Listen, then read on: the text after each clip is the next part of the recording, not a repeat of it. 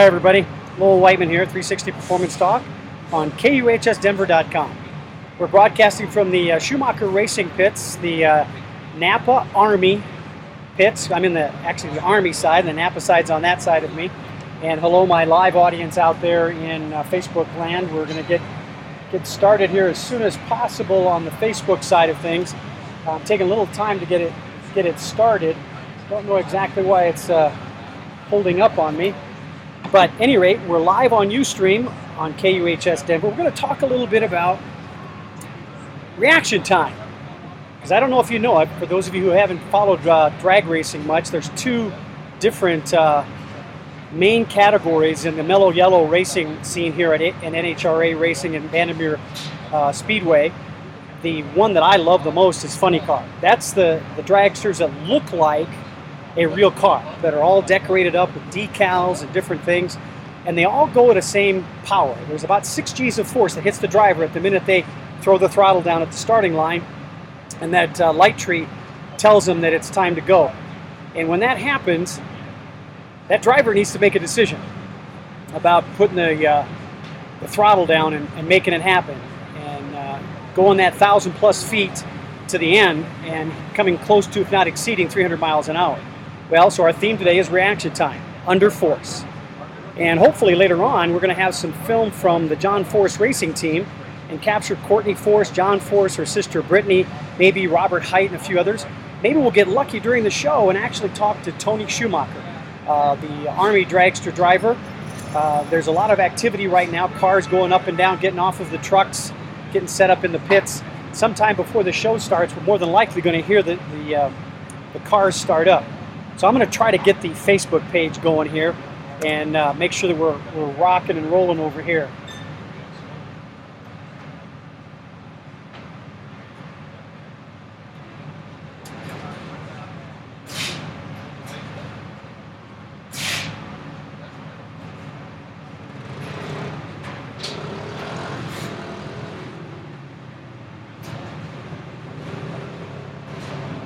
All right, still working on the Facebook page. So, Ustream listeners, be aware that we're going to be able to post this on YouTube and get a little bit of a rebroadcast. So stay tuned for that, as well as more Facebook posts live as we walk around the track after the show's over at between 12 and 1. So we can maybe capture some crew chiefs on air. I saw Michael Green. He is a crew chief for a lot of different teams. He's got so many years under his belt that he spreads himself out amongst a lot of the different Don Schumacher teams. One of the things I realized today in talking to Michael, one of the executives here at Schumacher Racing, they use technology to its maximum. Whenever they can, they get a drone in the air and they're flying over the track watching the drivers take off and do their thing. Now, as I'm sitting here doing this, I'm going to go to my Osmo, since my iPad is not stoking up. So as I do that, let me just talk to you a little bit about the iPad technology, or the Osmo technology. This is an Osmo. Got my phone in here. I'm going to turn it on, the hand grip, and it snaps that phone right up into place. And we get to the software so that we can go live. Oh, actually, we are live. We're on Facebook Live, so I'm going to turn off the Osmo and rock with my Facebook friends out there. As you can see, we're in the pits. We are in the pits with the Schumacher Racing. A lot of activity here. This is the setup time before, because tonight is when the race starts. They're going to probably hit the starting line at about 7 p.m. roughly. That's a little bit before dusk. So we're seeing what's happening with fans gradually starting to come in. I don't know if you know this, but at Bandimere, it's kind of on a tabled kind of setup.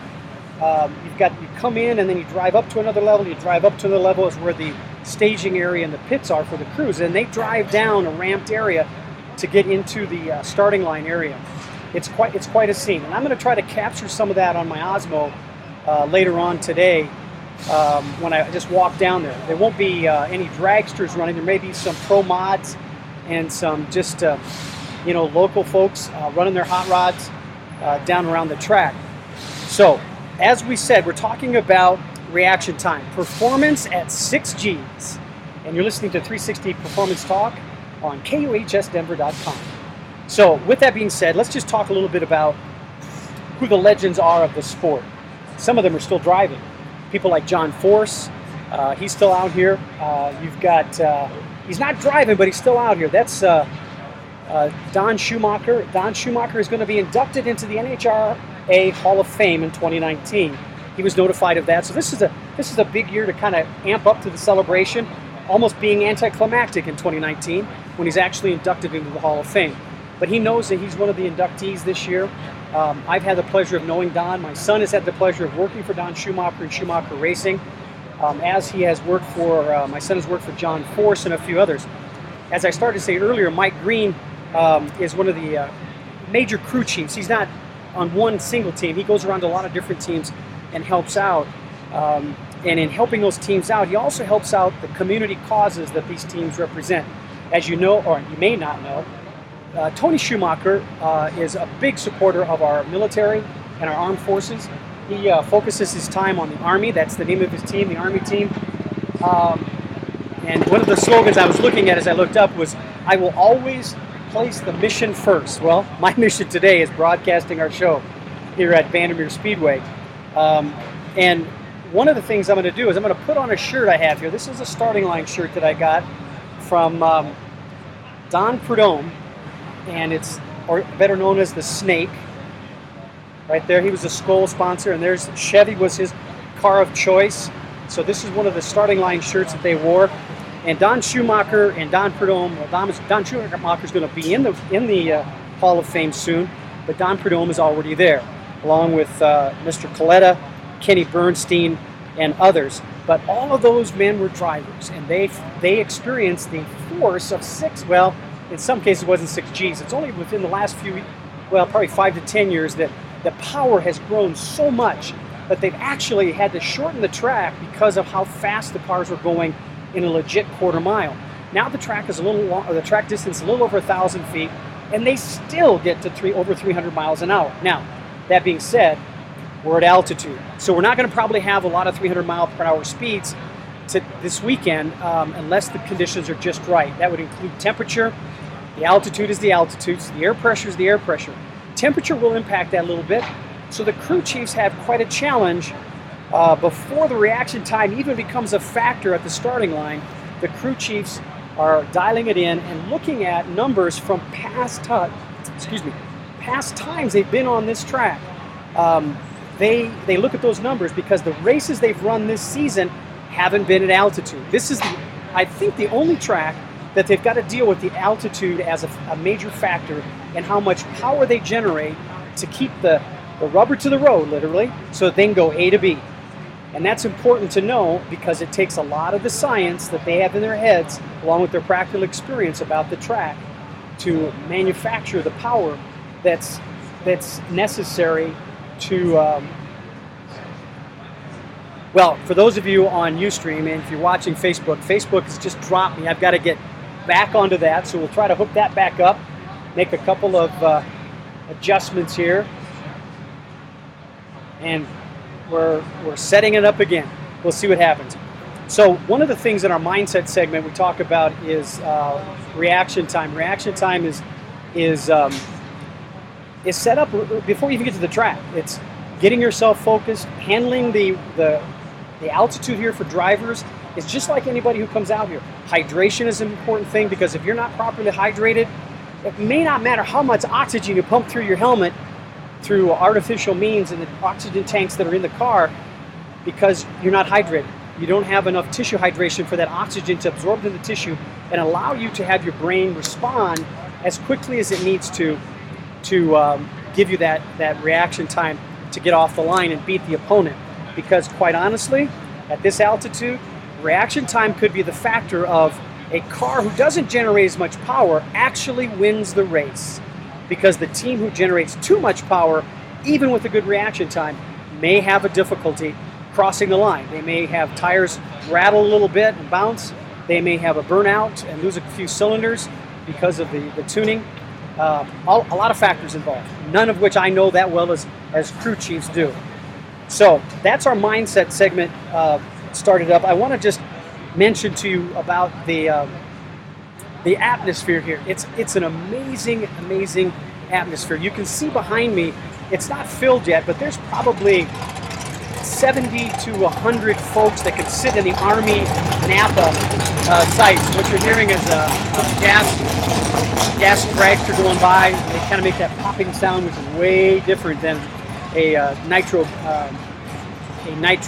dragster, because they don't start up until they get to the line. They have to have help to get their car started with the external source to turn the crankshaft to get it going. But anyway, we're right at the turn where they head down to the starting line for the race. Those cars that are coming by are probably coming out of their trailers and heading to their pits because they can drive their cars that way.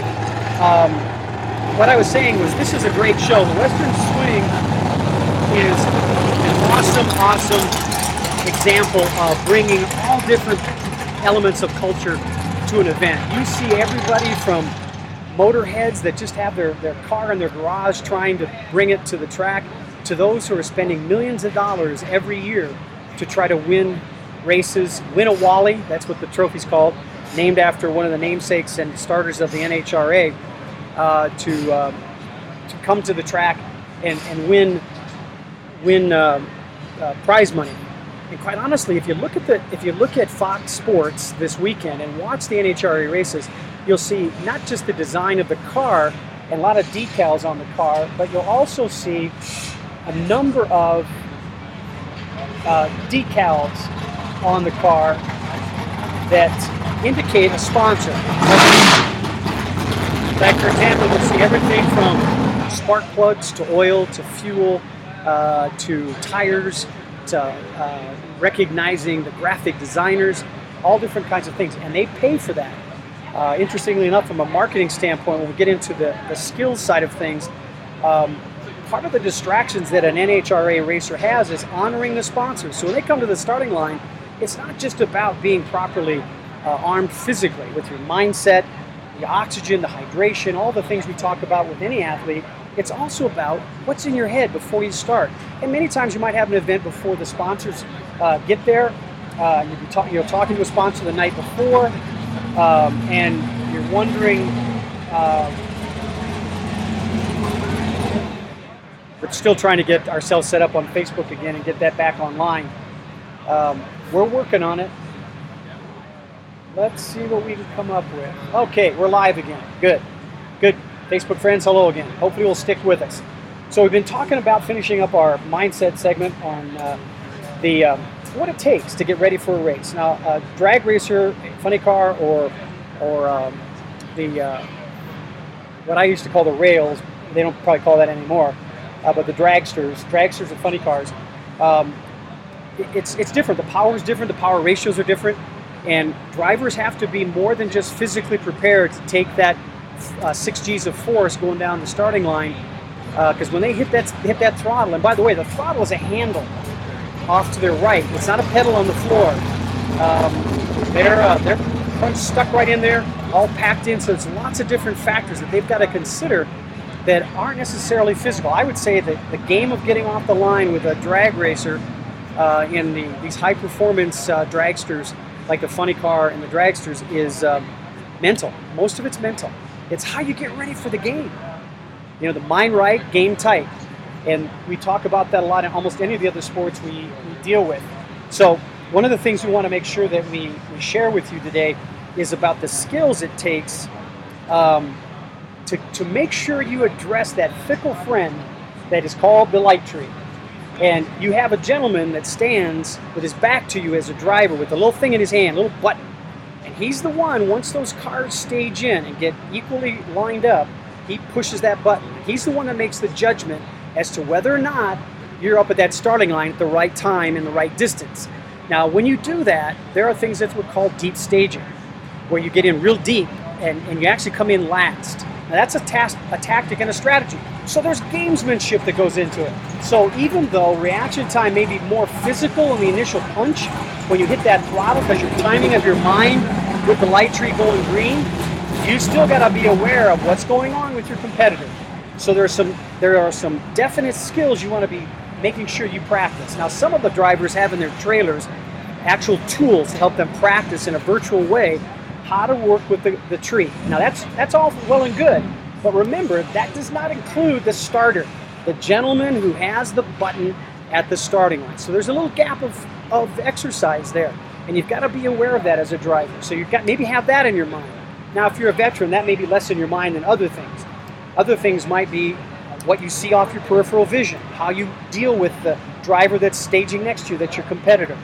So vision and creating a vision of who you're going against and how they handle you, how they try to compete with you. I can tell you a little bit later when I go down to see John Force's team. John Force is one of the most epic deep stagers and guys who mess with the other drivers for a competitive advantage. Look at, he's not getting any younger. You need everything you get, John, and I mean that sincerely. But that being said, he's still one of the best at working the tree. There's many times I've seen John come up to the line and not necessarily have the fastest car for the track, has been proven by the runs he had done before, but because of his skill on managing the tree and managing the driver next to him, he's able to get a competitive advantage. There's others as well. One of the drivers' funny car here is Ron Capps. Ron is also one of those guys that does a really good job of that. You've also got Tony Schumacher. Tony Schumacher is also one of those guys that has a great reaction time at the tree. One of the favorite things I like to watch are the the Pro Stock guys. They just get after it with the tree. The cars are quick, they're fast, not as fast as dragsters, obviously, because they're not pushing nitro, but reaction time is a big deal for them. It can make or break the win of a race for any driver. So the skills I want to emphasize here are breathing skills and bringing in that oxygen. The more you can bring that oxygen in, even before you hit the track, is to condition your brain tissue, make sure you're properly hydrated at this altitude. It's extremely important to make sure that you are properly hydrated at this altitude so your brain is able to take in that oxygen and allow the skill set to push that throttle at the right time with the right timing. So those are two key things I think that you want to make sure you're doing pre-race is breathing and hydration. Now, another common thing for drag races for for many different kinds of professional sports, as well as just any high competitive sports, is get inside yourself. Get kind of a meditative state. I hesitate to call it meditation because, a drag racer, he or she's gonna go, what, really? But I know a few of them that use meditation as a way to get themselves ready for their race time and executing that reaction time in a very strong way and beating the driver next to them. So meditation doesn't have to be this, humming and feeling your inner self. I mean, you will, but you don't have to be overt or silly about it. Make it fit the way it fits you. And that'll include breathing. It may include shutting your eyes, it may not. But one key thing is get in a place that motivates you. Be in a place that's going to be comfortable for you and that you are familiar with. Now those are common statements to be made about meditation.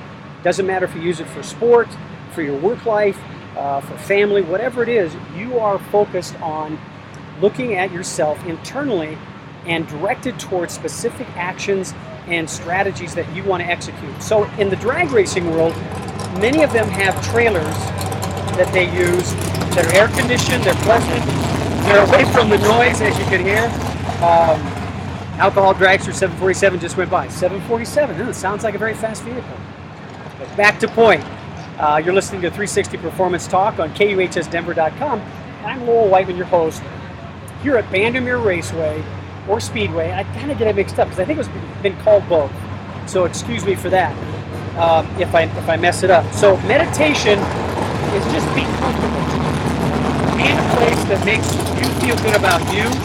The trailers they have allow that to happen.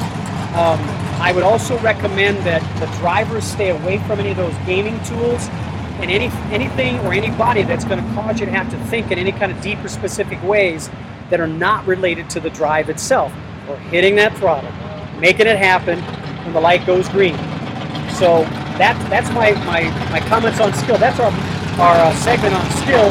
I want to take a pause here just for a second and recognize a couple of people here. I want to thank Mike at Schumacher Racing for allowing me to sit here and hang out in the Army Napa hospitality area. I also want to thank Bandimere Racetrack, Sporty Bandimere and his team down there, and Scott Smith with NHRA.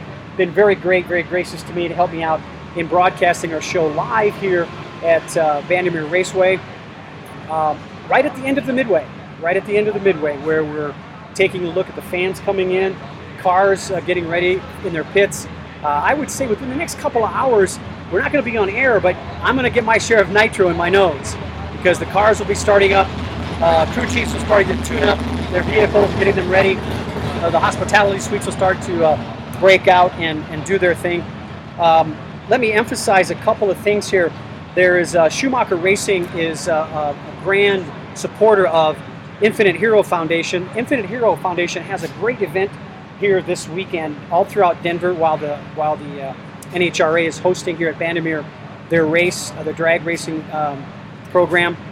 If you have a chance, take a look on Google it, Infinite Hero Foundation in Denver. The Schumacher Racing team and all of Don Schumacher Racing is in support of that. Great cause, as well as all of the great things that Schumacher Racing does with a Make-A-Wish Foundation that is Tommy Johnson's team, and it's just a wonderful thing to support the Infinite Hero organization and the Schumacher Racing team that supports that cause. So that's happening all weekend long.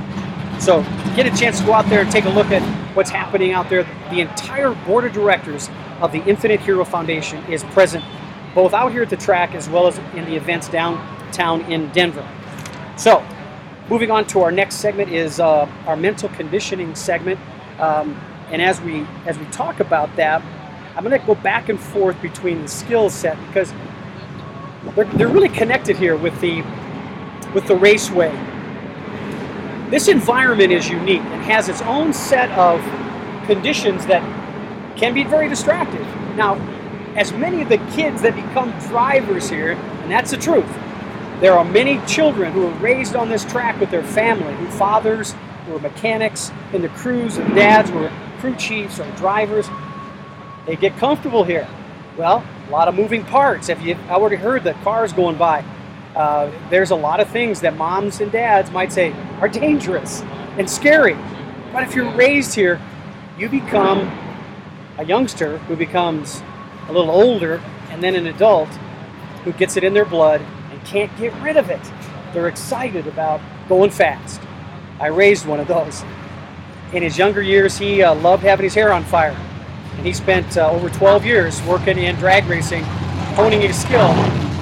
And there are still many of his friends that are still out here on the track. And every year, a whole new crop comes in. Whether they're working the apparel trailers and selling merchandise, or they're actually in the hospitality suites, they love the environment. Well, that environment could be very distracting because it's open to the fans. Here you're going to see a mental condition challenge. The environment creates a challenge for the drivers. They're being asked for autographs. You'll see drivers, world-known drivers, nationally known drivers, walking up and down the midway and being stopped and signing with their pens, the cards. I'll take a pause for a minute and I'll show you one of the cards. Now this is Courtney Force's card. Now this has stats on the back for Courtney Force. So these cards are at each of the pits for the drivers, and people pick them up and they get their signatures on them. They get their Sharpies out and they get signatures on the cards. And it's just so transparent. The drivers are so just available. And then there's going to be moments at the pits just before the driver gets in the cockpit of his vehicle and they start the car up. Now, the car's up on a jack, the tires are kind of braked, but they start the engine up to see through the computer. The crew chief is going to watch what's going on with that engine to make sure everything's firing. All 8 cylinders are firing in the sequences they want at the right time they want it to fire. They're looking at clutch mechanisms and make sure that those are hitting at the right time. Because as I said, generating power here is still key. But too much power is going to knock you off, literally knock you off this track. And Bandimere is one of the better tracks on the circuit. The atmosphere is the thing that creates the challenge here. more than anything else. But I think that's why the real champions want to come back, because this is a challenge. It's not something you see at every track. In fact, this is it. This track is the one that brings it. So mental conditioning, which is environment for me, it's, when you walk into this environment, are you mentally conditioned to deal with it? Did you practice the skills? Did you get in front of that light tree game that you have? Did you perhaps try my game, Time to Focus? Time to Focus is a free game on iTunes that you can take a look at. Johnny Lindenberg car's going by, the head car. He's being pulled over to this pit area. Probably took him off the truck a little while ago, and they're now pulling him over to the pit area to get staged in there and have the crew chief and crew take a look at him. But as I was saying, that environment has a lot of challenges to it. In addition to the celebrity aspect of it and marketing, the driver gets in the car, in the pit, and they crank it up. And when I don't know, I'll show you film of that over the weekend on YouTube Live, Facebook Live, sorry, as I go after the show and capture some of those scenes. It's just a circus. Fans gather around, and fans suck up the nitro cloud because they're right behind the car, and all those nitro fumes come out of the pit. In fact, the crews have fans to blow it away from them in the pits.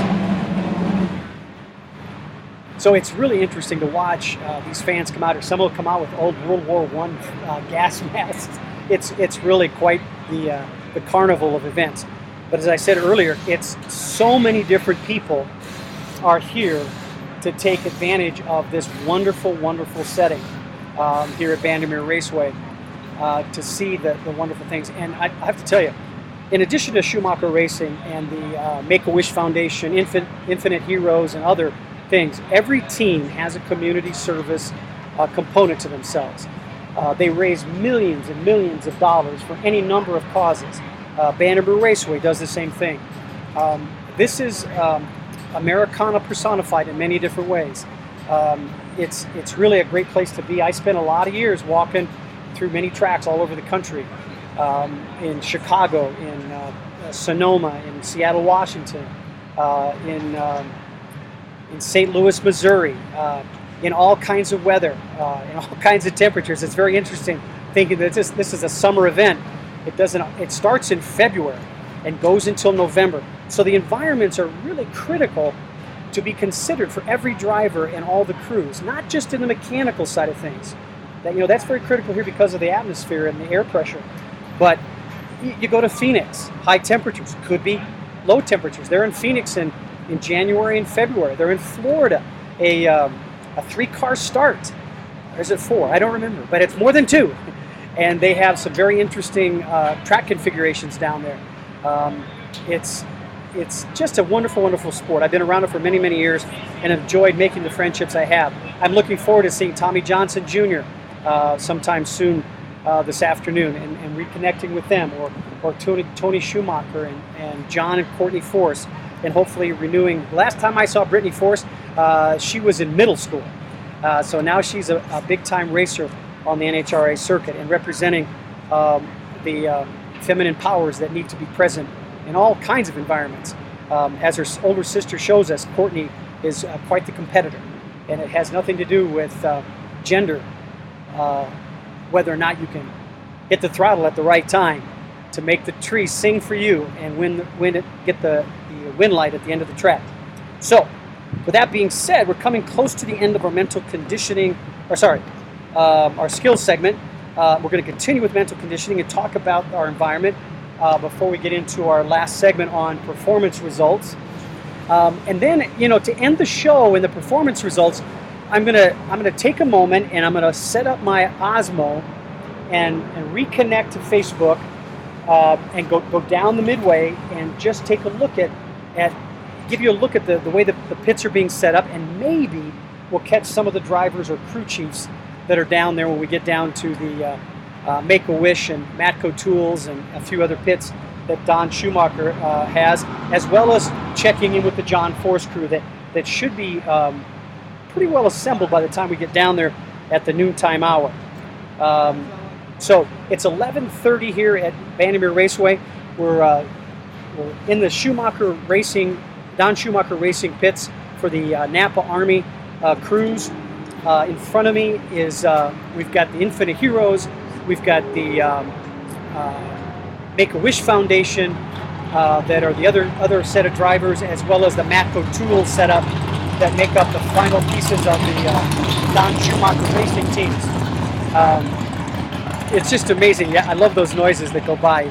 It makes the environment just gets me all jazzed. That's what you kind of want as an outcome of your mental condition, is feeling good about yourself, getting aroused. I tell you what, once these crowds show up this evening, the nighttime races are amazing. Talk about an environment.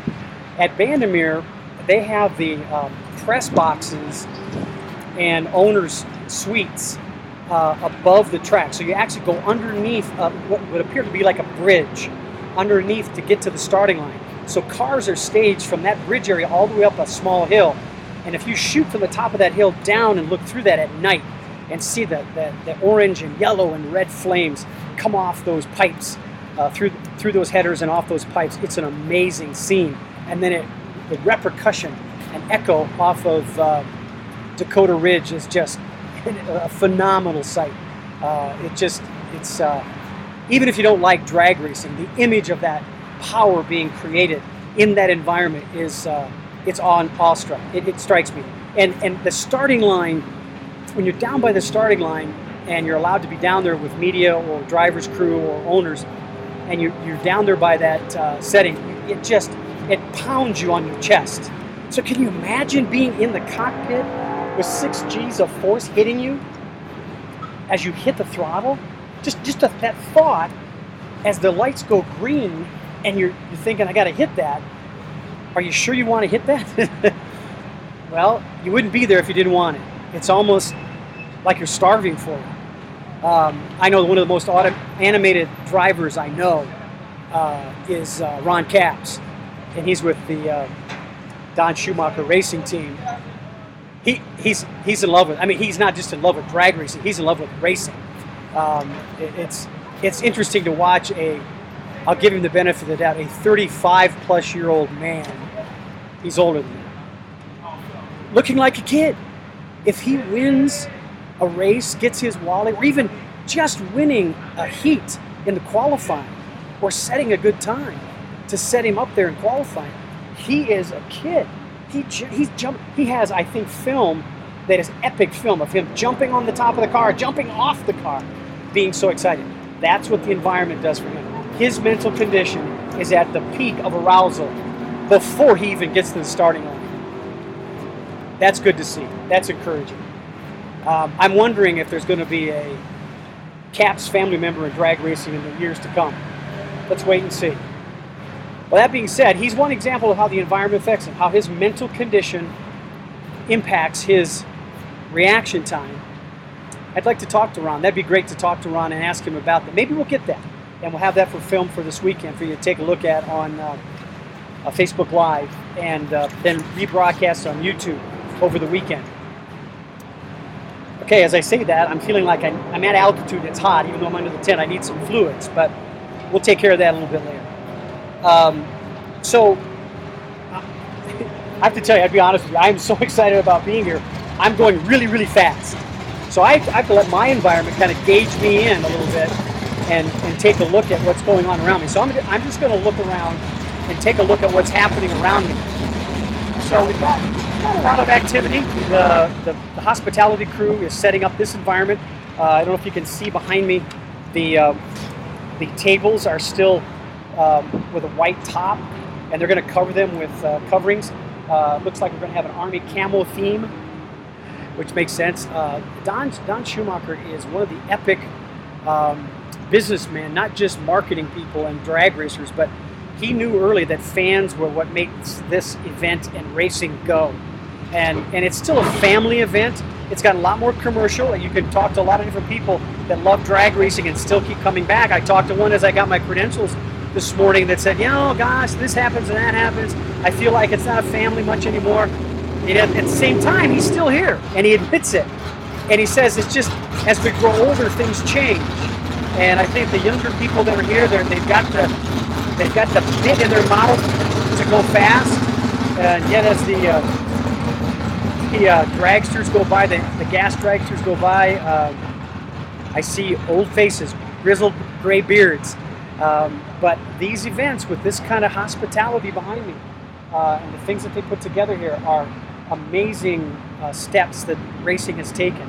I know back in the day I worked with an independent team when I was here watching my son called Mr. Magoo. And for any drag racers and NHRA fans are listening to me, you know who Mr. Magoo is if you came to races at all. He was an independent, his wife, he himself as a crew chief, and his son. And as families go, when you have issues like he lost his son had a tragic death, untimely death, and he just said, I'm done. His son was his driver. Regretfully, that's what happens sometimes, but it's also an example of a family. Anytime Mr. Magoo needed a part or he was still competing, like he qualified and beat somebody that was a legit, well, he was legit too, but somebody who put in millions of dollars versus his hundreds of thousands of dollars, Mr. Magoo was a player, and it was the environment that brought him back. He loved it. He loved the smell of the nitro. He loved the sound of the engine. He was part of this setting.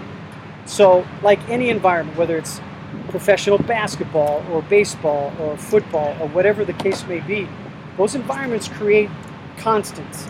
And it's because of those constants, those standards, that many of the fans keep coming back, that you renew and find new fans.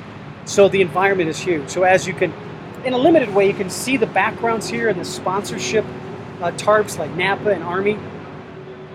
There's a lot more to it. There's a lot of things that go on off the track before fans get here. There's a lot of, like Napa, all the Napa stores, I'm sure, have told their employees throughout the state of Colorado, hey, the Western Swing starts in Denver, and you need to be part of it. So you're going to see a lot of Napa folks in this tent over the weekend, enjoying the hospitality of Schumacher Racing because they support Schumacher Racing and Schumacher Racing supports them. Just like John Force and their team, Cruz Pedregon and other teams, they support their sponsors with hospitality, paying it back to them and the things that means to them. So I can tell you, from benefiting from the hospitality of these many different race teams, the food is an element of the environment that makes it right, that makes your ability to have reaction time take off and make it happen. So we're through the mindset segment. We've gotten through it a little fast, but we got a few things we want to do once we hit the midway again and go down there. So we're going to plan for that. So the performance results, I want to talk about that because there's a lot of different ages in the driver's seat of the dragsters, whether it's a funny car or a dragster that come out here. Many of them were drivers like John Force. Goodness gracious, I don't know how many years, 40 years maybe, more than that probably. And he's still able to hit the throttle, make it happen and do the dance. And I think that's why his other drivers, he sets an example within the environment that he drives in, within the environment that he creates with his mechanics, with his shops in Indianapolis. Yes, it's a business, but the family atmosphere, that environment that he created, that Coletta created, still creates in his team with his son and his nephew and the whole Coletta team, as well as the Schumacher team, the Pedregons of the world, the Bernsteins of the world that were part of the beginnings, the Don Prudhommes. Those are things and people that created this environment that make them capable to have performance results. Now remember, performance results is about process. It's about what and how you do things and why you do things to get you to the finish line. And reaction time is just one of those things. It's at the beginning, it's a starting point. It's the first thing you do as a driver to go A to B. Now, before that, there was a process in the truck in front of computer screens that gets translated into wrench turns, screwdriver turns, Allen wrench turns, whatever's being turned to make the right adjustment. And it's small, teeny little things. That little teeny movement is a performance that's going to equate to a certain burn, a certain amount of air, a certain amount of pressure to push a clutch plate, that all connected perfectly with the pneumatics that make it happen. The computer gives a signal to that you've intelligently programmed in. Boom, boom, boom, boom, boom. It click, click, click, click, happens and goes down the track and hits the right parameters at the right time so that you have the speed from the power you require to get the green light. Each of those components, each of those little chunks, is a performance result based on a process. It's the connection of those processes from crew chief to crew to driver to car going A to B that makes it happen. Makes it happen for a lot of different players. Now, I'm not going to give you the stats about who's ahead in the points, who's on the cusp of getting into the dance at a certain point. I don't even know when the cutoff is, because it's this environment and the performance results required in this environment to get the win light at the end that excites me. I leave it to the professionals, the crew chiefs, and the wrench turners, and the people that are supporting those people to make sure that they are properly hydrated and breathing the oxygen and have the right tires, the right fluids, the right turns of the devices to get A to B. It's a great sport. Performance results are not about the win light or even the green light and the reaction time. Those are important things, but it's the process to get you there. How do you know that you're going to be able to hit the throttle at the right time to get you off of the line before the guy next to you or gal next to you? There was a process, or no, let me put it this way. The fact that we have a feminine presence on the track that has been male dominated, and to a certain extent there's still a lot of more men than women in the sport, but it will not be said for me that women will take, figuratively speaking, a back seat to the man behind the wheel in drag racing. Courtney Force is one of the best and most current examples of that. And there's been Muldowney before her, and others before her that have set the pace and have their processes in place to create performance results that gave them the green light and a win light at the end of the racetrack when they need it to give them the respect they deserve. Not because they're women, but because they're racers. And they put the processes together to earn that respect. So, as a small break for just a second, let's talk a little NFL. Recently, the NFL Players Association talked about some processes that they put on hold.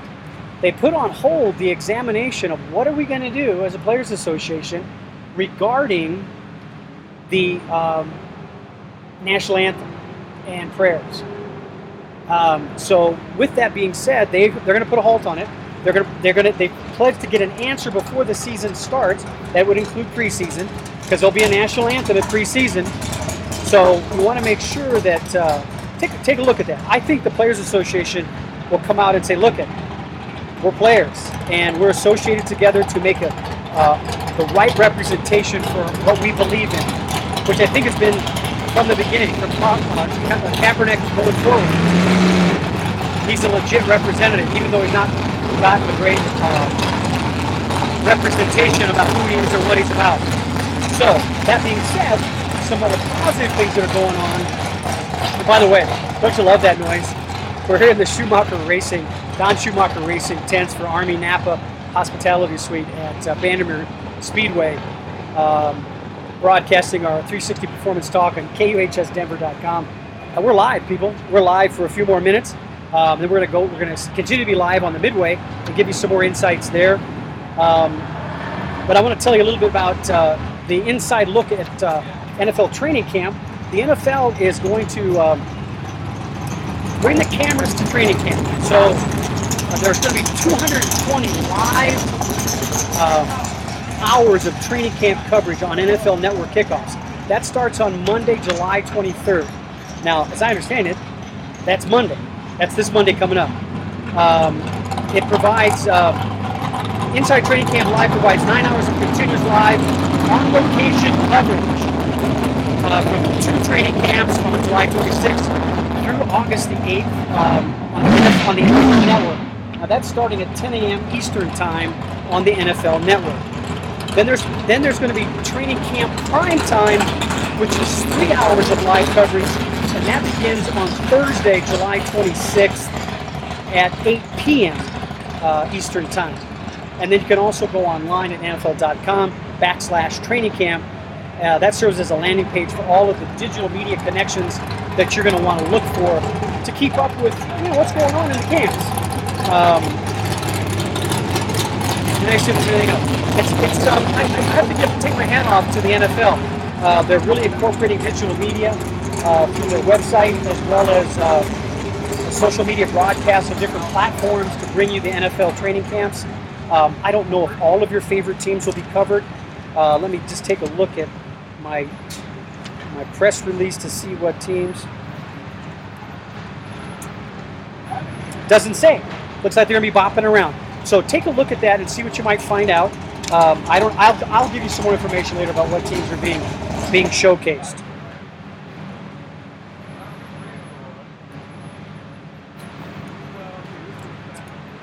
Okay, so we're coming to the end of the show for today. I want to make sure I talk a little bit about AvCare products. That would be my interestingly, I'm out of the shot. Interestingly enough, GermBlock is the product. AvCare is the company. GermBlock, there it is. Don't cover up my face. GermBlock. Go online to avcare.com, avkare.com, and take a look at the GermBlock. Now, I bring this up today for a couple different reasons. At UNC, I'll be going up there tomorrow to the volleyball camp, a team camp for UNC. But they had a norovirus outbreak on campus during sports camps. And they had to shut down some of the sports camps that were utilizing the dormitories and cafeterias and what have you. The volleyball camps were not canceled. But this little product right here for a hand sanitizer can also be used in wipes for your countertops. It has a 99% chance of knocking down any norovirus. Norovirus is nasty. It typically is around food service areas. I know a few months ago we had a norovirus breakout at Chipotle, which they quickly took care of. But this is a non-alcohol-based hand sanitizer, antibacterial hand sanitizer. Please check it out, especially for your campers. Heck, back to school, put this in their backpacks. See this little thing here? Clip. Put it on their backpacks. Kills 99 point, well, I don't know how percentage it is, but 99% of the norovirus that's going to impact kids. So put that in their backpacks. So we've got about 10 more minutes left in the show, and we're on Performance Talk. We're here at Bandimere Speedway with race day. Race day starts the Western Swing, which includes Denver, Bandimere Raceway. We're at the Don Schumacher Racing Hospitality Tents for Army Napa, or the Napa Army, sorry, which is interesting, the Napa Army. There is a Napa Army, I think. Well, at any rate, it also includes people like Infinite Hero Drag Racing and the Make-A-Wish Foundation, which is Tommy Johnson Jr. as the funny car driver for that. Tommy's an interesting character. I hope I get a chance to see Tommy again. He went to Europe and did drag racing when he couldn't pick up a ride here in the United States, which I thought was just awesome. And that in itself has a process to it. It's a little different than the United States, but it's still drag racing. It's still A to B. There's still processes that need to be put in place. And I'll tell you what, when talking to Tommy when he was over in Europe, the process didn't change once you got in the seat. The light tree still did its thing. You still hit the throttle, and you took off down the straightaway going A to B. So it doesn't matter where you are. As long as the track is clean and the sun is shining, you got a chance going A to B and getting a green light for the winner. So performance results, as I said, is not about the trophy. It's not about the ribbon. It's not about the medal.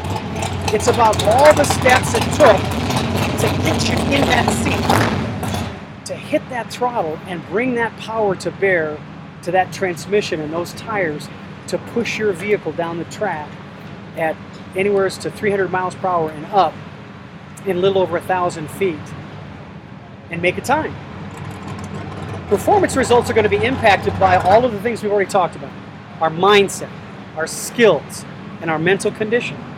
In order to connect them all together, you need to be aware of all of those things and how they connect. And that goes from the crew chief to the crew, to the people who support the crew, then to the driver, and then even to the people on the track to protect your safety. The safety safari is out there, the NHRA experts at making sure that drivers are safe, whether it's a clean run or not. They're out there to help you when you get to the end of the track. Those are processes we need to be aware of as well. So when you take a look at drag racing compared to NASCAR, I'm going to say out my biases here. NASCAR, left-hand turn, left-hand turn, left-hand turn, left-hand turn. This is a straight line. But you got to be on your game every moment. Every single thing that we've talked about has got to be in place to develop the processes so that you can realize those chunks of connected performance successes that get you A to B and finish the race for you.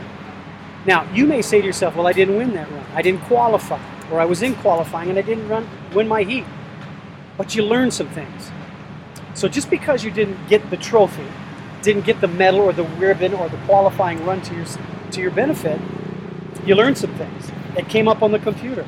Another thing about this game that's changed a lot over the years is the technology. Every piece of these cars is wired and sends back a message to the crew chief. And I'm guessing maybe as it's running, maybe on their phone, maybe they're looking at their phone and it's mobile and they can see exactly what's popping and how hard it's popping going down the track. They know when it's not popping and they lose a cylinder and you see that little puff of smoke that comes out and there's 7 others still firing and you're hoping, oh my God, well that one other, that 8th one will it fire? It's really a dance. When you watch a driver go down the track and then try to play with the throttle, and there'll be a little throttle play here with the way the environment is. So there's processes within the cockpit of these cars that's going to be, the driver's going to need to call upon it. Well, guess what? The G-forces don't go away. They may slow down a little bit and back off, but there's going to be a mental process that the driver's going to go back to his mindset, back to his skills, and have to adjust the throttle to stay in the race. Because if it's happening to him, it may be happening to the person next to him. So the win light still might be his, or the qualifying better time may still be his if he stays in it. And nursing a throttle is an art. And anybody that's been out here for a while and has gone to the championship runs and has gotten their share of Wallies knows how to dance with the throttle, tickle a little bit, play with it, know when not to hit it, and be on target with their mindset so that their performance results, that process they've been trained to do, works for them as they make it happen. Well, we're coming up to about 5 minutes till, and I'm going to let my fans and crew know that we're going to do a 5-minute drop just to say goodbye for today on the 360 Performance Talk, and then we're going to re-up again. So if you want to stick with me on 360 Performance Talk on Facebook Live, join me in about 10 more minutes. We're going to go up and down the midway, maybe capture some crew chiefs and some of the drivers that are already popping in. Some of the crew members are already in, probably getting their lunches early because they're going to start doing some pre-car testing. It's really going to get engine ready at about 3-4 o'clock in the afternoon. Everybody has their own differences as to what process they're going to apply at what time to check out the car. And remember, the race they had before today was at not mountain high. It was not at 5,280 feet. In fact, I think we're a little higher than that here out at Bandimere. So the numbers they have on that engine, how it was tuned before here, not going to help. So they're going to want to get some preliminary numbers to see how those engine parts are working with the altitude from today. So fans are going to have a great time smelling the nitro.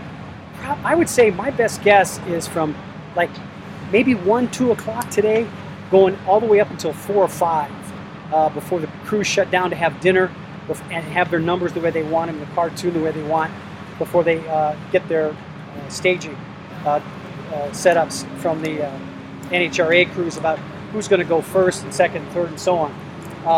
I can tell you this, there's some hope and prayer when you draw your number about who's going to go at what time, because the cooler the track is, the better the power stays on the floor. So that's going to be a fun thing to watch. Most fans don't know that unless you can ask. I'd recommend asking the drivers and their crews when their staging is. So ask the crews. Enjoy it. Suck the nitro up. Have fun with it. And be safe. If you go out to the raceway, be safe. But for sure, check out Fox Sports and look at the nighttime racing is awesome to see. And Fox Sports has covered it well. They continue to cover it well. So take a look at that this evening, and then for sure tune in Sunday to watch the finals as they issue another Wally for a funny car and a dragster and pro stock and motorcycles. I think motorcycles run here. I saw a few motorcycles out there that are getting ready for the runs here as well. So this is Lowell Whiteman, your host of 360 Performance Talk, saying goodbye for today. See you next week. We're going to have some great shows next week. We're not sure if we're going to be in the field yet, so I'm not going to say right off the bat what's going to happen. But remember, give you a teaser, NFL camp starts. So we might be there. You never know. This is Lowell Whiteman for KUHSdenver.com saying have a great day, be safe, be cool, hydrate, have a great day.